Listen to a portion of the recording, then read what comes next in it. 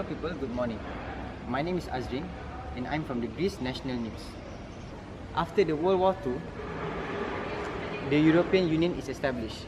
This is to maintain peace and prosperity among them. In January 1999, Euro currency, as you all know, are introduced. The main purpose of this introduction is to tie 17 European countries to the same currency. This is all are intimate, but in a flawed manner.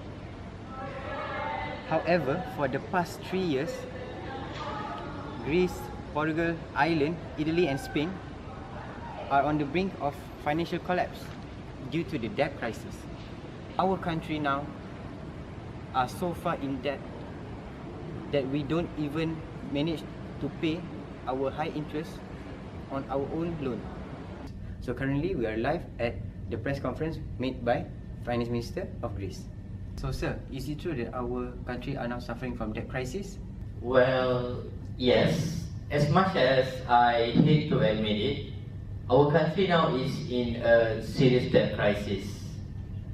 You see, actually how government should work is that they could only spend what they collected on the tax revenues.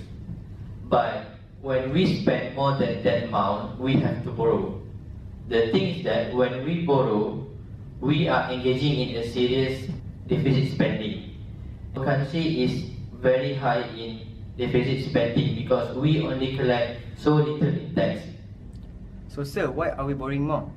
Answering to my question, well, we need to spend more actually to stimulate the economy by providing jobs and also paying the state benefit. After the implementation of the euro currency, all of us are binded in one unit of monetary policy, and it allows us to make loan with even low interest rate. We are able to increase our spending by adjusting our fiscal policies. Since now we are borrowing too much, our credit are becoming bad rates.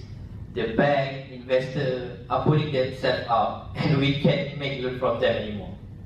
Okay, next. Hi, so we actually got the chance to interview a few of the citizens regarding the current situation and see how the crisis affect their daily life. No man, I have enough of this economy. I can't even withdraw my own money. You know, when there is a financial crisis, it's normal working people like us who get affected the most. I think because of research-backed credit, the investors and the banks, they stop loaning government money, they stop investing in our economy, and it creates a recession. And when that happens, a lot of us lose our jobs. Those who are unemployed can't really pay their taxes now, can they? Since the 2008 housing crisis, the credit crisis swept the whole globe and bringing borrowing to a halt. Then suddenly, this is economic function, and the government can no longer borrow more money to pay for all the jobs that they've created and pay for all the benefits that they've created as well. And the government can certainly borrow more money to pay for all the debt that they have incurred. You see, this is where the problem is. The government, to pay for their old debt, they make a new loan at high interest, use that money to pay their old loans. And the moment everyone knew about the recession, people rushed to the ATM and look at what happened. The bank goes into bank runs, and since they invested and lost all of our deposits, they're going to give us back the money. And a lot of banks have to be declared bankrupt, and the remaining bank, central bank, just put a limit on how much we can withdraw our money as an effort to keep money circulating in the economy.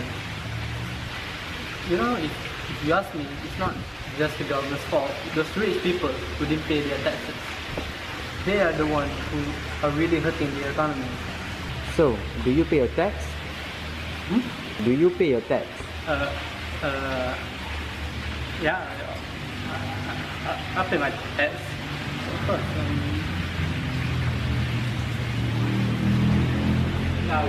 So the European debt crisis is the failure of the euro. The euro is the currency that ties together 17 European countries. In January 1999, euro currency was launched. And along with it, each country's currency is discontinued and with its monetary policy and giving control to European Central Bank. So now, as you can see, each country now depending on one unified monetary policy, but they have different fiscal policy. This is the key reason to current debt crisis that is happening to Europe. Germany has offered to bail us from this debt and avoid immediate crisis, but there is still no system to prevent this from happening again. So ultimately, Europe requires a fiscal union to match its monetary union. A fiscal union like this could actually prevent excessive borrowing and spending. Another solution that we can try is by practicing an Islamic approach. The root of the debt crisis is the high interest rates imposed by the central banks. Interest, as you can see, interest only moves the flow of income in one direction, from the deficit unit to the surplus unit. It creates an unjust distribution of income, and this further widens the income gap between the rich and the poor.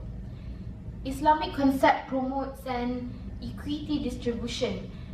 That is why Islam prohibits interest. Other Islamic contracts such as musyarakah, murabaha, ijaratul malbay, sukuk, and many more helps in preventing that crisis from happening. So by implementing an Islamic system, the problems of that crisis can be solved and prevented before it even began. That's all for me. Thank you. So now, we have spotted the causes and the impact on the citizen and how to solve the crisis. But could Europe actually take the necessary step and preventing this from ever happening again? So this is Azrin Hanafi signing off from Greece National News.